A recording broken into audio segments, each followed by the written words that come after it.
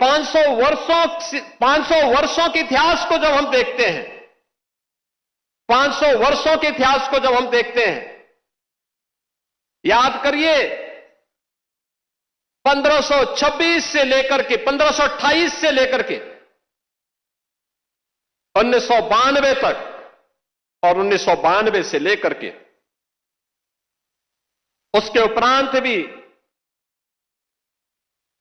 अयोध्या में हर 20-25 वर्ष के अंदर कोई ना कोई बड़ा संघर्ष राम भक्त करता था राम मंदिर को वापस लेने के लिए। लगातार संघर्ष करता रहा, कभी बैठा नहीं, रुका नहीं, झुका नहीं। उसने सत्ता की परवाह नहीं की, उसने दमन की परवाह नहीं की, उसने गोलियों और लाठियों की परवाह नहीं की। वो लड़ता रहा और उस संघर्ष का परिणाम हमारे सामने। याद रखना,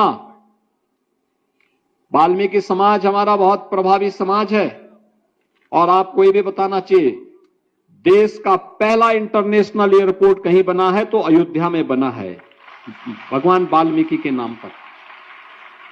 राम मंदिर परिसर में जिन सप्त ऋषियों की प्रतिमा लग रही है और मंदिर बन चुका है, वह भगवान वाल्मीकि का भी एक मंदिर बना है वहां पे। ये सब बन चुके हैं, ये सभी कार्यक्रम आगे बढ़ रहे हैं और हमें इस बारे में पूरे समाज को अवगत कराना चाहिए कि देखिए, ये कार्य डबल इंजन की सरकार के समय, भारतीय जनता पार्टी की सरकार के समय हो रहे हैं। जो लोग भगवान राम पे विश्वास ही नहीं करते, राम भक्तों पे गोली चलाते हैं, उन लोगों से उम्मीद की ही नहीं जा सकती कि वे ऐसा। मैं अब आपको एक ओवैसी साहब की बाइट दिखाता हूं। ओवैसी साहब कह रहे हैं, याद रखो मेरी इस बात को, हमेशा योगी मुख्यमंत्री नहीं रहेगा। जब योगी अपने मठ में चले जाएंगे, हालात बदलेंगे। जब कौन बचाने आएगा तुमको? जी कह रहे जब योगी मठ में चले जाएंगे, मोदी हिमालय में चले जाएंगे, तब कौन बचाने आएगा? ठीक बोल रहे हैं, वक्त आएगा, वक्त आएगा तो है।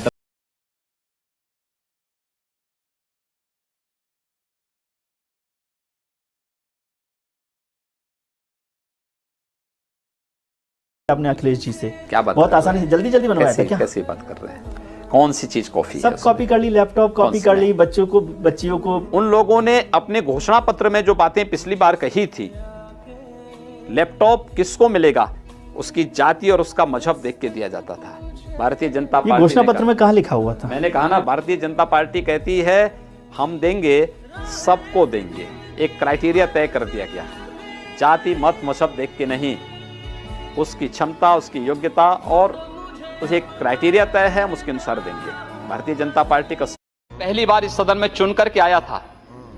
गोरखपुर की स्थिति ऐसी थी कि जब मुझे यहां पर उस समय के उर्वरक और रसायन मंत्री श्री सुरजीत सिंह बरनाला जी ने जब मुझे देखा, तो मैं गोरखपुर खाद कारखाने के बारे में उनसे चर्चा करने के लिए गया, तो मुझे आधा घंटा घूरते रहे, देखते रहे। उन्होंने कहा आप गोरखपुर से चुन के आए हैं? मैंने कहा जी हाँ। कहा गोरखपुर से? मैंने कहा हाँ।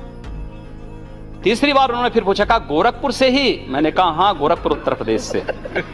तो मैंने कहा आप सरदार जी ऐसा क्यों पूछ रहे हैं? उन्होंने कहा इसलिए क्योंकि मैं एक बार गोरखपुर गया था एक चुनावी सभा को करने के लिए, लेकिन दोनों ओर से बम चलने लगे, मैं भाग गया, तब से मैं गोरखपुर दोबारा नहीं गया। ये छवि थी गोरखपुर की।